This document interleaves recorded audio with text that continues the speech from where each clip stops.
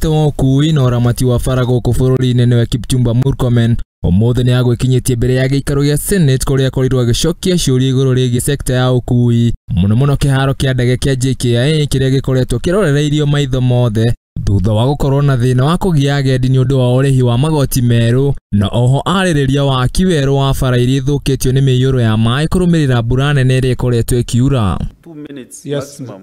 Okay, Mr. Speaker, first I want to thank kurumirira kwagagio kwa agendi ni maabitha a KRA. Murkomen augite mihango ya kwamukira ageni na agendi kiharo-ini kia jkia ni mihango ikoragwo ikiramatwo ni honge itiganite cia thirikari. Riu akiuga murigo wothe ndubatie kuigirirwo ministry yake kuria akorirwo akiranira gukorwo na mucemanio na anyiti itemi othe muno Mnista wa ugiteri wa thiini Kithure Kindiki niguo kugacirithia tungata wao kuri agendi that gets to process the experience, the customer experience that people are having at JKIA.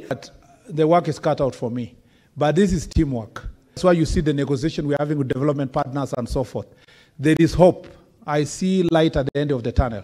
Thutha wa gukorwo akirumiririo ciuria iguru rigi utungata wa agendi hamwe na gucukiria andu kundu kuraihu, Murkomen augite thirikari ni gukorwo igiaka njira ingi kana terminals ingi njeru niguo kweheria mathina mothe maria mari kiharo-ini giki. Oho akiranira ati thirikari ina mubango mweru wa gwaka weru kiharo kiu kia ndege giothe project nene ya thirikari ya Dagitari William Ruto. I want to repeat this from Senator Tabitha that the grand plans is to build a new terminal, and that is my focus. I am very, very clear in my mind. I'm very focused that in the next 3 years we need to deliver brand new airport that will be a signature project for this administration.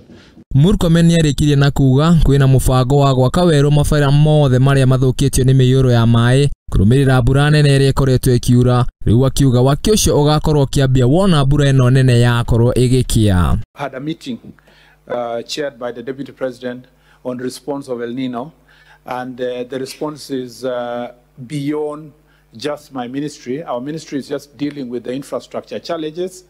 At the moment, there's very little we can do to continue construction of roads. We cannot attempt even to restore the road because the rains are not over yet. Is that we appointed Kenya to be the lead agency in terms of emergency response. Handu-ini ha Muthingi TV njitagwo Bashia wa Wajere.